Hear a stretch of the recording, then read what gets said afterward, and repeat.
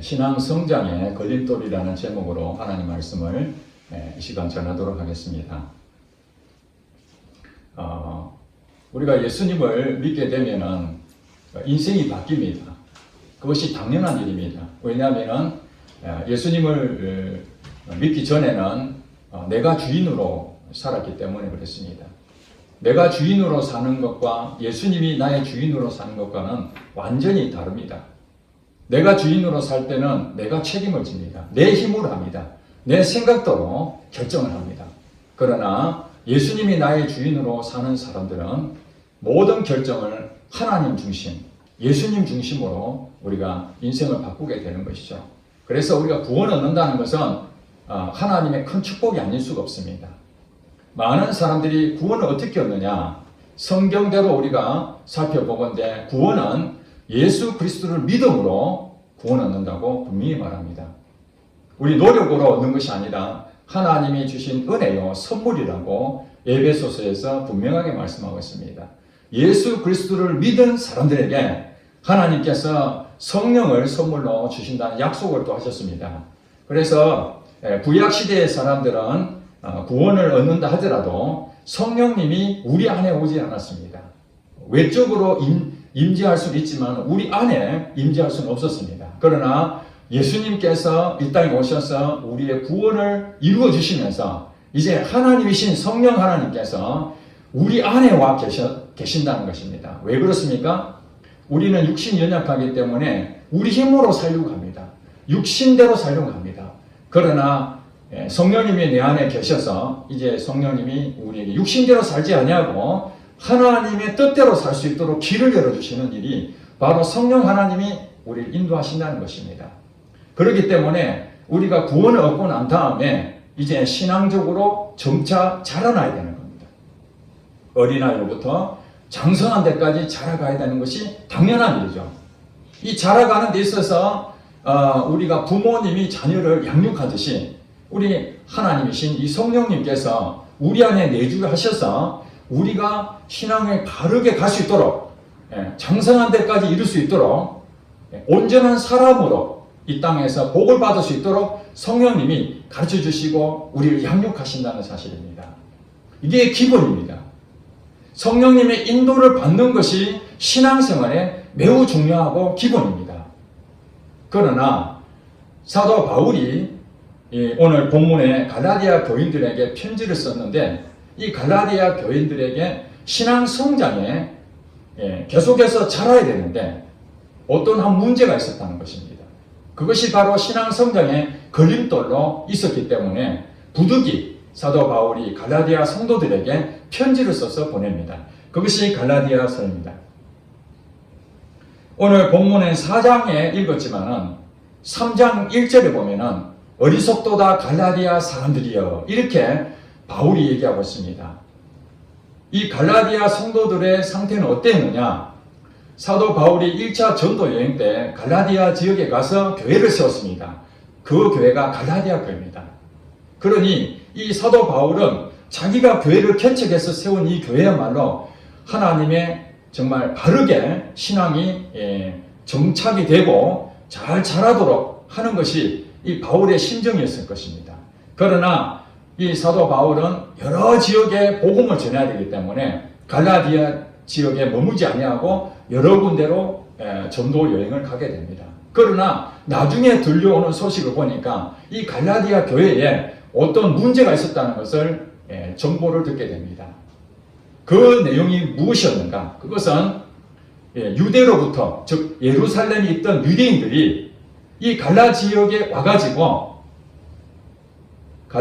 갈라디아 이 교회에 다른 복음을 전하기 시작했다는 것입니다. 원래 여러분들 이게 사도행전을 보면은 예수님을 믿는 사람들이 제일 먼저 누가 믿었습니까? 바로 유대인들이었습니다. 예수님께서도 유대인이었고 12제자도 유대인들 아니었습니까? 그래서 자기 동족이었던 사람들이 먼저 예수님을 나의 주인으로 영접을 했습니다. 기독교인이 된 것입니다. 그러나 예수님을 믿지 않았던 많은 유대인들이 있지 않습니까? 그들은 무엇을 믿었습니까? 당시로 말하면 유대교를 믿었습니다. 유대교. 오직 하나님, 성부 하나님만 믿었습니다. 예수님에 대해서는 하나님으로 인정하지 않았다는 것입니다. 그러나 당시에 있는 유대인들 가운데에 예수님이 나의 주인이다 이렇게 고백한 사람들이 나타나기 시작하면서 그들도 유대인이면서 유대교를 버리고 이제 기독교인이 된 것입니다. 그런데 문제가 생겼습니다. 그들은 태생적부터 유대인이었습니다. 유대교에 대한 뿌리가 굉장히 깊이 내려져 있는 상태에서 예수님을 믿었기 때문에 이 교회 공동체, 예수님이 세우신 이 교회 공동체 안에 와서도 그들은 여전히 옛날 방식을 고집하기 시작했던 것입니다. 처음에 제가 말씀을 드렸죠. 구원은 어떻게 얻습니까? 예수 그리스도를 나의 주인으로 믿는 것. 예수님을 믿으면 구원 얻는 것입니다. 다른 조건이 없습니다. 그런데 이 유대인이었던 이 유대교에 있었던 사람들이 예수님을 믿었던 그 사람들이 예수님을 믿어야 구원을 얻기도 하지만은 또 하나 첨가했습니다. 유대교인들이 늘 구원에 대해서 아주 중요하게 생각했던 여러 가지가 있는데 그 중에 대표적인 것이 할례를 받아야 된다. 할례는 남자의 성기의 표피를 잘라내는 그 의식이 할례입니다. 그것이 왜 중요하냐? 하나님께서 아브라함에게 명령을 하셨죠. 할례를 행하라고. 이것은 뭐냐면은 구별된 백성이라는 것을 표시하기 위해서 그런 것입니다. 이방 사람들은 할례를 하지 않았는데 이스라엘 사람들만 그 표피를 잘라내면서 이미 그 생명이죠. 그 생명이라는 것이 나의 죽었다 하는 의미에서 할례를 했던 것이고 이방인들하고 구별되려면은 할례를 했느냐 안 했느냐 그것이 구별되는 거죠. 외적으로. 그렇기 때문에 유대인들은 이 할례에 대해 굉장히 중요하게 생각했습니다. 그리고 유대인들에게 오랜 전통이 있었습니다. 그것이 무엇이죠? 10계명 가운데 하나였던 안식일을 거룩히 지키는 것입니다. 안식일은 토요일 날 지키는 것이죠. 그렇게 됐기 때문에 이 기독교인들에게는 이제 오직 예수 그리스도만 믿으면 구원 얻는다라는 그 기쁨이 있었는데 이 갈라디아 지역에 있는 사람들은 유대인들도 있고 이방 사람들도 섞여 있었습니다. 그런데 여기 와서 사도 바울이 오직 예수님만 믿으면 구원 얻는다라고 진리를 선포하고 다른 곳으로 갔는데 예루살렘에 있던 유대인들 가운데에 예수를 믿었던 사람들이 와가지고 예수님만 믿어 구원 얻는 것이 아니라 할례를 받아야 된다. 그리고 우리가 그동안 모세 율법을 열심히 지킨 것처럼 그것도 준수해야 된다. 유대인들만 그런 것뿐만 아니라 이방인들도 그걸 다 해야 된다라고 주장했던 것입니다. 이것이 이제 교회 안에 큰 문제가 생겼어요. 이방인들은 할례를 받지 않았거든요. 그리고 유대인의 관습에 대해서 전혀 모르는 사람들입니다. 그래서 이 이방인들하고 이 유대인들하고 이게 서로 이제 알력이 있게 된 것이죠. 사도 바울이 이런 상황에 대해서 오늘 본문에 이렇게 얘기합니다.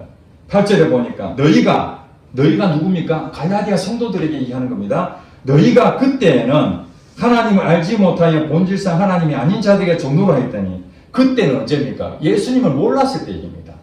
예수님에 대해서 전혀 몰랐을 때 그때는 하나님을 알지 못하여 본질상 하나님이 아닌 자들에게 종노를 했다.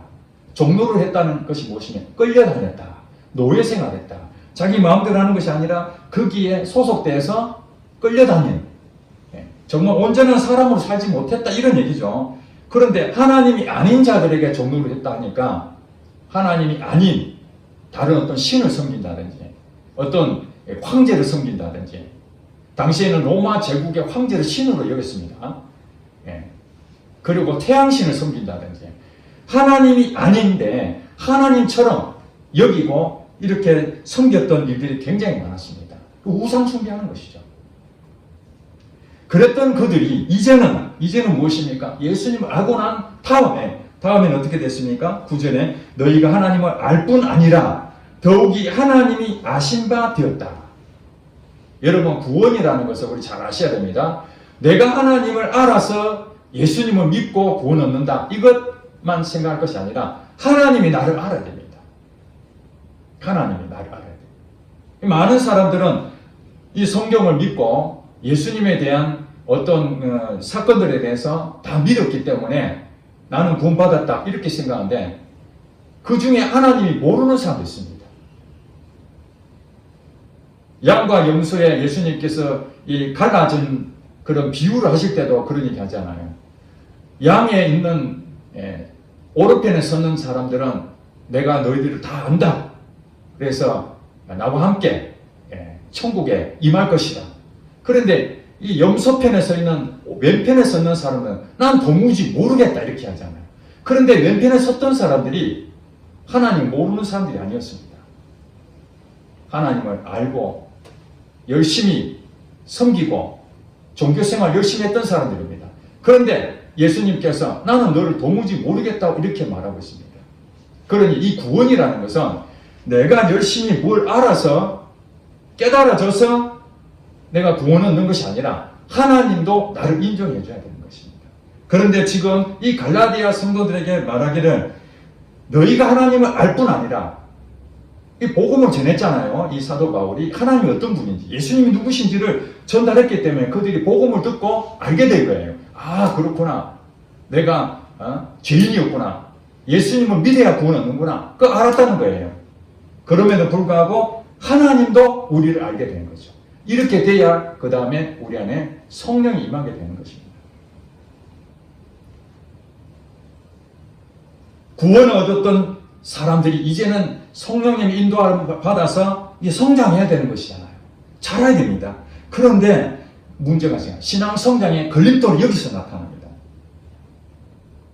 하나님이 아신 바 되었거늘 어찌하여 이 반문이죠. 앞에는 너희가 하나님의 구원 얻은 것에 참 기쁘다. 옛날에는 하나님 모르고 종로도 하면서 우상 숭배했는데 이제는 하나님을 알아서 구원 얻는 기쁨이 있어서 신앙이 성장해야 되는데 어찌하여 다시 약하고 천박한 초동환문으로 돌아가서 다시 그들에게 종로를 하려 하느냐. 옛날로 돌아간다는 거죠. 옛날로. 이게 신앙 성장의 걸림돌인 겁니다. 옛날로 돌아간다는 것이 무슨 말입니까? 지금 유대인들이 내려와서 이 구원 얻는 방법에 대해서 예수님만 믿으면 구원 얻는다. 이게다가 할례도 해야 된다. 또 모세율법도 지켜야 된다. 이런 얘기들을 하는 것이 이것이 바로 옛날의 습관들이죠. 유대교의 습관들, 그죠? 예수님이 오셨을 때는 이제 그건 다 없어진 겁니다. 예수님이 율법이 완성됐기 때문에 예수님이 말씀하신 그것이 새 언약이거든요. 옛 언약에 있는 사람들은 옛 언약은 이제 없어진 거예요. 그런데 다시 이 유대인들이 옛 언약도 지켜야 된다 하니까 이 말이 안 되잖아요. 새로 어떤 조문을 고쳐놨으면 옛날 거는 이제 끝난 겁니다. 그런데 옛날 것도 지켜야 되고 새로운 것도 지켜야 되는데 이 앞뒤가 안 맞는 겁니다. 논리적으로도 안 맞고 다시 옛날로 돌아간다는 거죠. 이 초동한문, 약하고 천박한 초동한문 여기에 대해서는 유대교에 대한 내용들, 구원에 대한 방법들 이것이 천박한 초동한문이라고 얘기했지만 실질적으로 예수를 믿지 않는 사람들이 가지고 있는 초동한문은 4장 3절에 이렇게 말합니다. 우리도 어렸을 때에 이 세상의 초동한문 아래에 있어서 종로를 했다. 예수님을 알기 전에 사람들은 어떤 상태냐면은 이 세상의 초동한문에 따라서 종로를 했다는 겁니다. 이 말이 무슨 말입니까? 이 세상의 가르침대로 살았다는 거죠. 이 세상의 가르침. 예수를 믿지 않는 사람들은 이 세상의 가르침대로 살잖아요. 학교에서 배우고 이 사회생활 하면서 어떻게 살아야 되는구나 이것을 배우는 것이 이 세상의 초동한문 아래서 종로를 했다는 겁니다. 예수를 안 믿는 사람들은. 지금도 그렇게 살죠. 이제 예수를 믿었던 사람들에 대한 얘기합니다. 예수를 믿었지만은 이제는 유대교 율법으로 사는 것이 아니라 거기에 매여 있는 것이 아니라 이제는 자유함으로 예수를 믿음으로 그 율법도 다 끊어지고 이제는 자유함으로 하나님과 기쁨으로 신앙생활 하는 것으로 은혜를 주셨는데 지금 무슨 얘기냐면은 다시 옛날 율법 시대로 돌아가고 있다는 것입니다. 지금 이 기독교인들 중에서도. 그러니 사도 바울이 이 소식을 듣고 이 갈라디아 사람들에게 얼마나 가슴이 아프면은 어리석도다 갈라디아 사람들아. 구원은 하나님이 주신 은혜인데 무엇 더 지켜야 된다고 하느냐. 그러면서 이들이 주장했던 것이 10절에 나오잖아요. 약하고 천박한 초등학문에 대한 예를 든 겁니다. 너희가 날과 달과 절기와 해를 삼가 지킨다. 이것이 그들에게 율법을 열심히 지킨 그 한 예를 든 겁니다. 이게.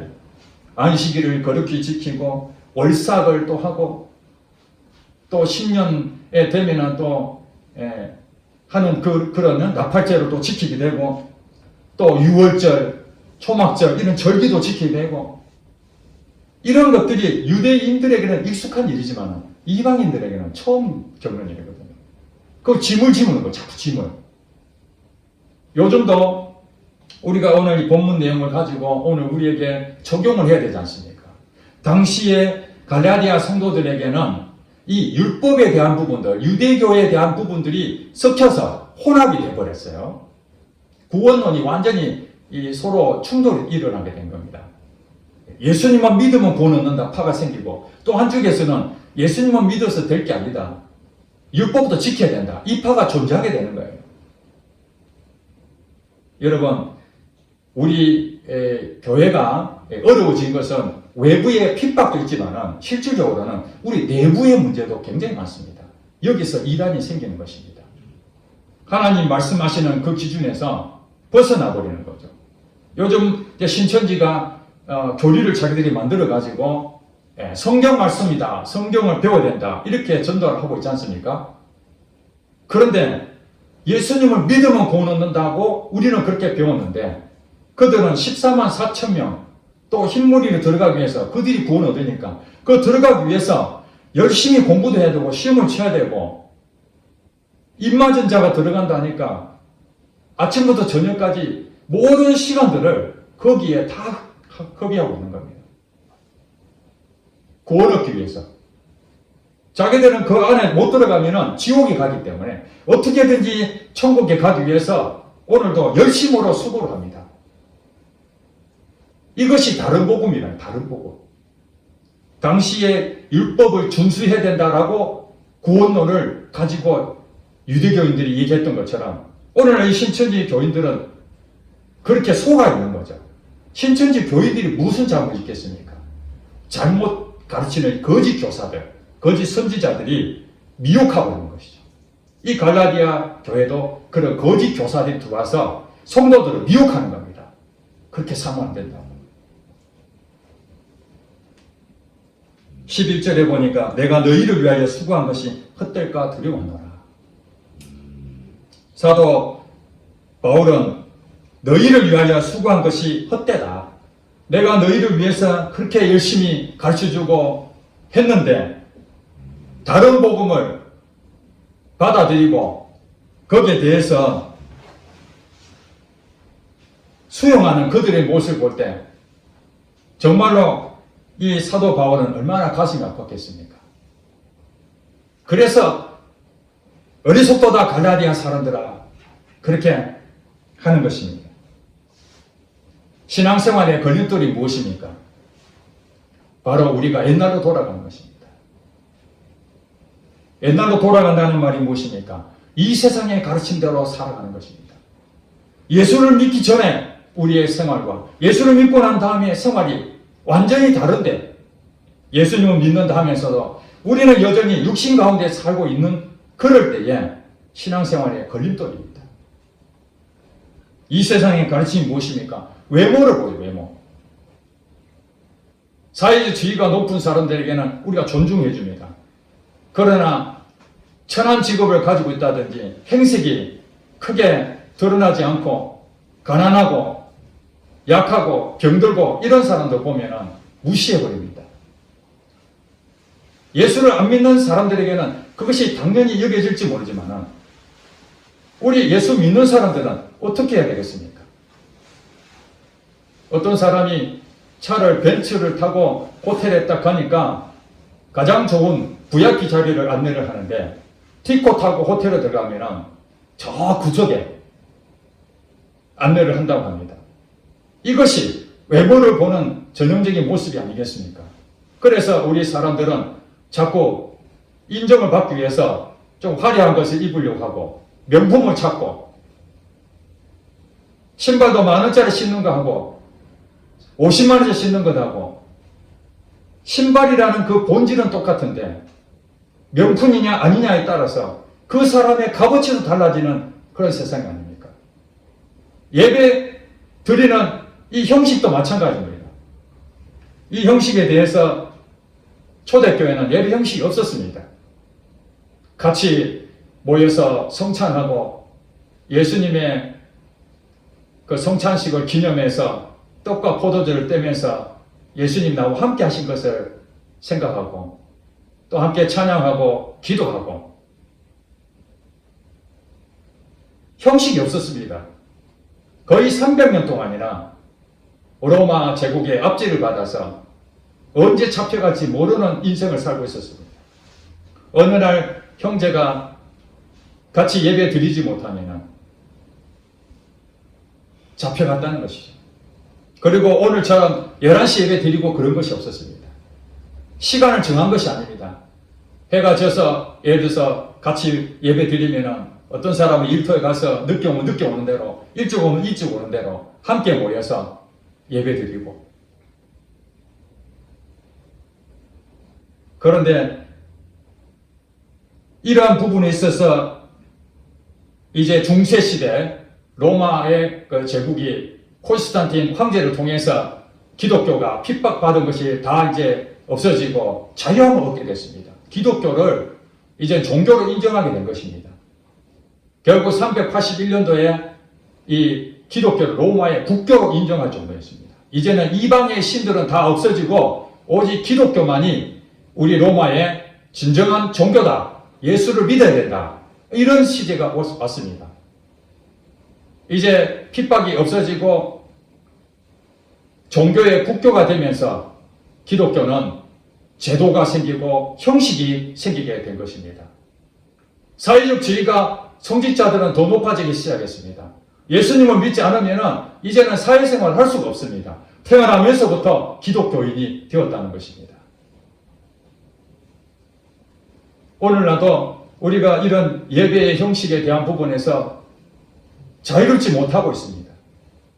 11시 예배 드리지만은 지금 이제 큰 교회들은 몇 부 예배를 드리니까 10시에 드릴 때도 있고 7시에 드릴 때도 있고 이렇게 하지 않습니까? 지금은 이렇게 조금 자유로워졌지만은 몇십 년 전에는 11시에서 다른 예배 드릴 수가 없습니다. 그래서 여러분들도 지금 잘 알 겁니다. 주일 오전 예배를 주일 대예배라고 그렇게 했습니다. 대예배. 가장 중요하다고 생각, 대예배. 그 다음에 오후 예배를 요즘은 드리지만은 저희 어렸을 때는 저녁 예배만 드렸습니다. 오후 예배는 있을 수 없었습니다. 저녁 7시나 8시에 예배 드립니다. 수요일 날도 예배 드립니다. 새벽 기도도 드립니다. 금요일 날도 철야 예배 드립니다. 우리 한국 교회에 여러 가지 이 공적인 이 기도회와 예배가 많이 있었습니다. 이것은 다 신앙생활에 우리가 더 진보하기 위해서 필요한 것들입니다. 그렇지만은 우리 안에 신앙생활의 걸림돌을 가지고 있는 것이 뭐냐면 사실은 외부가 아니라 바로 우리 자신이라는 걸 알아야 됩니다. 우리 자신이 안에서 우리가 그동안에 어렸을 때 어떻게 우리 가정이 전통이 어떻게 됐는지 좀 자유롭게 생활했던 그 가정에서는 어떤 일을 결정하마다 굉장히 자유롭습니다. 자유분방하게 의견도 냅니다. 그러나 굉장히 그 전통을 중시하고 예의 범절이 까뜩했던 그런 가문에 있는 집안에 자랐던 사람들은 규칙을 굉장히 중요하게 생각합니다. 규율을 정해놓고 그대로 하는 것이죠. 거기서 벗어나면은 굉장히 힘들어합니다. 그래서 우리가 가지고 있는 이 성향과 이 성격과 가지고 있는 자기의 그 어렸을 때부터의 그 가정의 문화들, 또 자기가 배웠던 그 경험들, 자기의 가치관들, 이런 것들이 자기 안에 고정관념으로 딱 틀이 있다는 겁니다.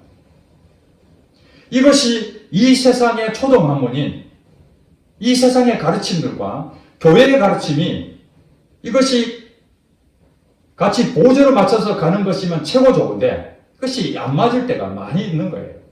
가치관이 다르기 때문에. 그래서 교회에서 규칙을 정하기를 바라는 그런 스타일에 있는 사람들은 이렇게 자유롭게 뭘 하라는 것에 대해서는 굉장히 싫어합니다. 그래서 목사님, 이걸 정해야 됩니다. 과산이 청소도 몇 구역, 몇 구역, 그 다음에 기도도 딱 이렇게 정리를 해줘야 되고, 예배 시간도 몇 시부터 몇 시까지 딱 정해야 되고, 그리고 목사님 설교도 30분이 넘어가면 안 됩니다. 1시간 딱 예배 드려야 됩니다. 이렇게 주장을 하게 됩니다. 그러나 또 자유롭게 이렇게 생활했던 사람들은 뭐 자꾸 규정을 이렇게 따지느냐. 그러니까 자유롭게 하면 좋지.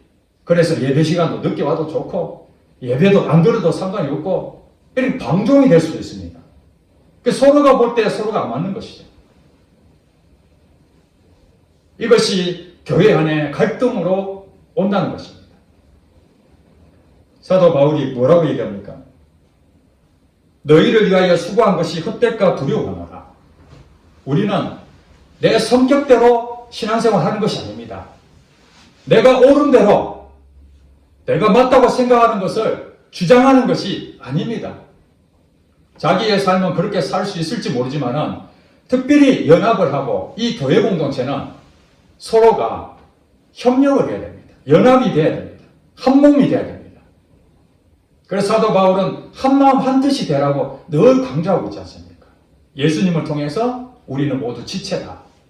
그러니 팔도 있고 다리도 있고 눈도 있고 여러 가지 지체가 있지만 명령하시는 분은 오직 예수 그리스도 한 분이신 거예요. 예수님이 머리 대신 예수님께서 모든 지체들에게 다 통제를 하는 것이죠. 통치를 하는 것입니다. 거기에 따라야 되지. 내가 잘났다고 주장하고 왜 그 역할을 내가 해야 되는데 너가 하느냐고 이렇게 싸우면 안 되는 겁니다. 고린도 교회도 문제가 많았습니다. 그들에게는 분파가 생겼죠. 나는 바울파다, 나는 게바파다, 아볼로파다, 나는 그리스도파다. 왜냐하면 그 당시에 그 헬라 사상이 굉장히 많이 들어왔거든요. 그래서 철학 사상의 스승을 모시는 것이 그들의 주 임무였습니다. 내가 어떤 스승을 만나느냐, 내가 누구한테 배웠느냐, 누구에게 사사를 받았느냐, 이게 굉장히 큰 자부심이었거든요. 나는 아리스토텔레스파다, 나는 플라톤파다, 나는 소크라테스파다. 이런 것이 그들에게는 이 세상의 가르침에 익숙해져 있었던 거예요. 그런데 교회 공동체에 딱 들어와서 보니까 바울이 말하는 것이 굉장히 합리적이다. 나는 바울을 나의 스승으로 모시겠다. 아니야, 나는 베드로가 나의 스승이야. 아니야, 예수님이 나의 스승이야. 이러면서 서로가 싸우더라는 거예요. 이게 교파죠, 교파. 한마디로 교회 안에서 연합해야 되는데 교파가 생기게 되는 거죠. 사도 바울이 그러지 마라 하는 거예요. 오늘날 한국 교회에 교파가 수백 개가 있다고 그럽니다. 물론 여러 가지 이유가 있어서 갈라질 수 있었지만 사실은 이런 가운데 무엇 때문에 그랬습니까? 내가 그동안 살아왔던 가치관에 안 맞으니까 그게 뛰쳐나오는 거고 갈라서 버리는 거죠.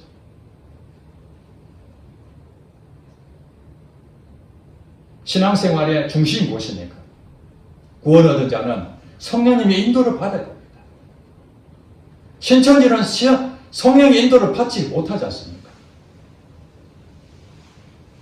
어떤 사람들도 성령의 인도를 받지 못하고 교리로는 다 안다 하더라도 그거는 신앙 성장을 할 수가 없습니다. 여러분 다시 말씀드립니다. 성령의 인도를 받아야 되죠. 우리가 차를 운전하고 가면 내비게이션 요즘 다 있잖아요. 그 초보길이든지 잘 모르는 길이 있을 때 내비게이션을 딱 키면은 내비게이션의 인도함을 받으면은 거의 대부분 정확하게 편안하게 갈 수 있잖아요. 마치 우리의 인생 가운데 성령님이 인생의 내비게이션일 수도 있습니다. 성령님이 우리의 모든 걸 인도하시는데 성령님의 인도를 받지 않냐고 내가 감으로 내가 가면 되겠지. 자기 옳다고 생각하는 신앙생활을 하는 겁니다. 그러면서 아무리 말씀을 해도 그거는 목사님이 믿는 하나님이고 내가 믿는 하나님은 이거에 맞아. 나는 절대로 목사님이 말하는 대로 나는 안 따를 거야. 왜냐하면 내가 믿는 하나님은 이렇게 했으니까. 지금 이 유대교를 믿었던 이 사람들이 유대교를 버려야 됩니다. 예수님을 믿는다면 이제 유대교의 그 습성을 다 버려야 됩니다. 그래서 예수님께서 내 육신을 죽여야 돼. 내 육신을 죽여야 된다. 로마서 8장 6절에 사도 바울이 이렇게 얘기합니다. 육신의 생각은 사망이요 영의 생각은 생명과 평안이니라. 예수 믿는 사람들은 이 육신의 것들을 다 죽어야 됩니다. 나의 고정관념들, 내가 그동안 가져왔던 나의 가정의 배경들, 내 성격들 이런 거 주장하면은 다른 복음이 되는 거예요. 분쟁이 되는 것입니다. 예배 시간이 1시간 드릴 수도 있고 2시간 드릴 수도 있고 설교가 2시간 할 수도 있는 거 아니겠습니까? 여러분 생각해 보시기 바랍니다. 조용히 예배 드리기를 원하는 사람도 있고 막 춤을 추면서 예배 드리는 사람 원할 수도 있습니다. 내 뜻에 안 맞으면 교회를 옮겨버립니다. 이 교회는 내하고 안 맞구나. 내가 원하는 대로 해야 되는데 내가 원하는 대로 안 하는구나. 그냥 뛰쳐나갑니다. 예배 형식도 내가 원하는 대로 안 하면 그걸 어떻게든 고치려고 합니다.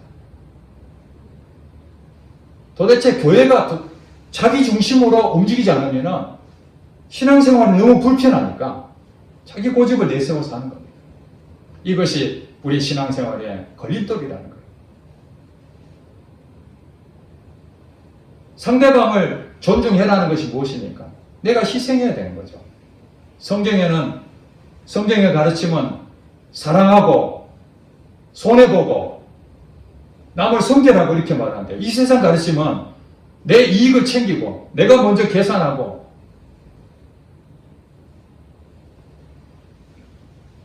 그런 방식들이 지금 너무 많이 존재하고 있다는 것입니다.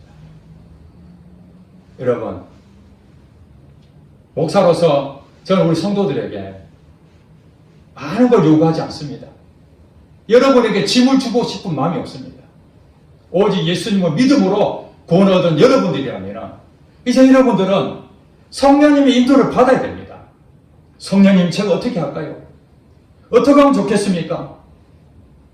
결혼을 해야 되는데 하나님 어떻게 하면 되겠습니까? 하나님 원하시는 결혼을 어떻게 하면 되겠습니까? 하나님 이 직업이 하나님 원하시는 거 맞습니까? 내가 지금 이거 하고 있는 것이 하나님이 진짜 원하시는 일입니까? 내가 좋아서 하는 것입니까? 지난주에 다윗의 묻는 기도 말씀을 드렸습니다. 다윗은 전쟁의 용사요 장군이었습니다. 가는 곳마다 백전백승 했는데도 불구하고 여전히 전쟁할 때마다 하나님 이 전쟁에 내가 싸울까요? 하나님께서 싸우라. 그럼 싸우고 싸우지 말라면 안 싸우고 이게 하나님께서 다윗에게 내 마음에 가장 합한 사람이다. 이렇게 칭찬했습니다. 다윗이 얼마나 흠이 많았습니까? 잘못한 것도 많이 했죠. 그럼에도 하나님께서 이 다윗을 내 마음에 딱 든 사람이라고 인정하신 이유는 항상 하나님한테 물어보고 성령의 인도를 받는 거예요.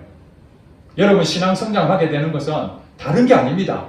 열심히 이렇게 규칙을 정해놓고 열심히 하면은 신앙 성장하는 것이 아닙니다. 자기에게 만족은 있을 수 있을 거예요. 자기 만족.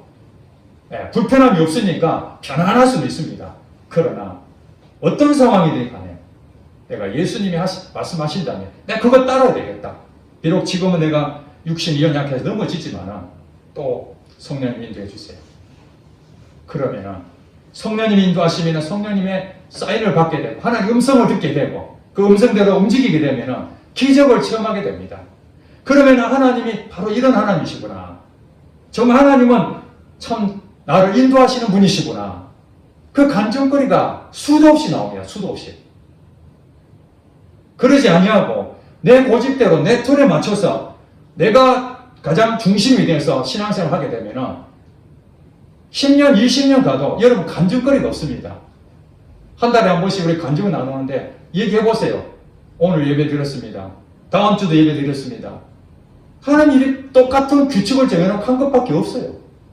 그러나 성령의 인도를 받으시면 여러분 인생 가운데 하나님 어떻게 인도하신지 다양한 방법으로 가르쳐 주시고 깨닫게 하시고 내가 잘못한 것도 알게 되고 이런 것들이 하나님 깊이 아는 그 기적을 체험하게 된다니까요. 여러분 가지고 있는 고정관은 다 버리시고 옛날로 돌아가면 안 됩니다. 목사가 말하는 것이 성경에 바르다면 여러분 본질 빼놓고는 다 버려야 됩니다. 다 새로운 옷으로 다 갈아입어야 됩니다. 성령의 인도함 받고 여러분 신앙 성장하시기를 주의 이름 축복합니다. 기도하겠습니다.